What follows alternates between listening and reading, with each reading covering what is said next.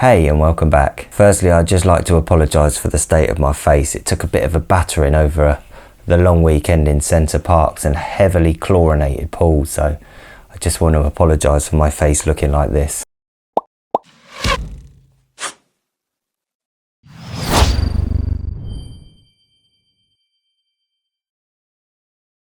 Before I got a GoPro, I was happy taking DSLR type photos of my family and other things that interested me. Then when I got a GoPro, I was always looking for new things to photograph, as I love the look you get from a GoPro. One of these new things that I was excited to try was Star Trails. And after trying out a few, here are my recommended settings for your GoPro if you want to try out the same. Then afterwards I will show you my workflow for how I edited my Star Trail photo. First things first though, you will need patience and lots of it. Then you'll need to set up your GoPro using the following settings.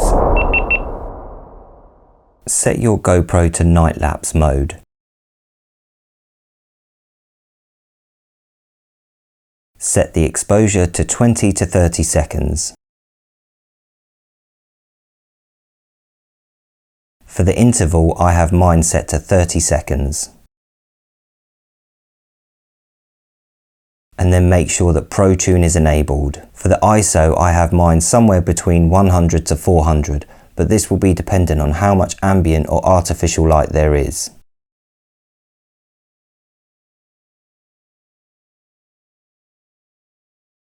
And for colour, this is probably the only time I set it to GoPro colour. For sharpness, I set mine to medium.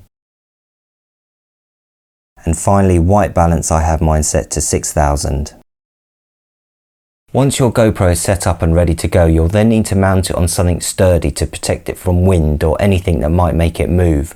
I stuck mine on a clamp and stuck it to the window, but you could use a tripod pointed out of the window. Any slight movement of the GoPro will ruin the final picture, so just bear that in mind. One thing to point out though, if you can avoid it, don't shoot directly into the moon's path or even have the moon appear in your image. If you can, set up your GoPro so it's facing the opposite direction to where the moon is going to be. Here is why you shouldn't shoot with the moon in the picture. As a time-lapse video it looks okay, but as an image it's almost ruined. Now your GoPro is all set up and ready to go, press record and wait. The longer you leave your GoPro running, the longer the Star Trails will be. My final image was made up of 101 photos and it took around an hour. So now onto the editing part. Step 1.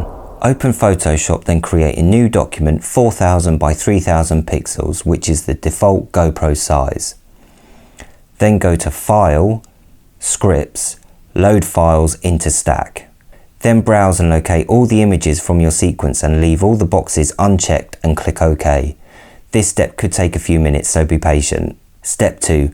Select all layers apart from the last layer and change the layer's blending mode to lighten. Now you should see the Star Trail effect. If you are happy with your results, you can stop here. Step 3. If like me you shot into the moon or had some strange light leaks and noise, you can edit them out at this stage using layer masks. Here is what I did to mine.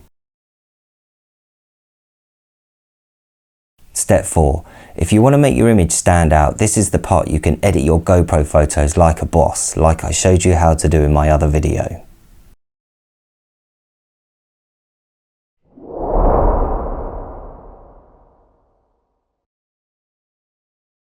And that's it. Now you know how to create and edit your own Star Trail photos, which is much easier than I was expecting it to be. As always, thank you for watching, and to those already subscribed, I will see you next time, and to those who aren't, why not subscribe and click the bell icon so that you don't miss out on any future videos which I upload every Thursday at 7 o'clock. Hopefully see some of you in the next video.